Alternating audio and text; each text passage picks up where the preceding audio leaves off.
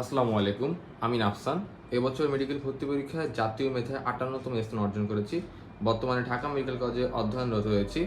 So তোমরা যারা HSC 26 আসছো, এইচএসসি 27 এবং সামনে যারা এইচএসসি 28 হবা, সো তোমাদের জন্য আমার বায়োলজির একটি বিশেষ বলা যায় প্লেলিস্ট বা সিরিজ আসছে। সেই সিরিজের নাম ইজি সিরিজ। ইজি সিরিজটা মূলত বায়োলজি কোনো চ্যাপ্টার ভিত্তিক ভিডিও না। এটা ইজি সিরিজটা মূলত বায়োলজির যে চ্যাপ্টারগুলো আছে সেই চ্যাপ্টারের ইম্পর্টেন্ট এবং কঠিন টপিকগুলো আমি পড়াবো।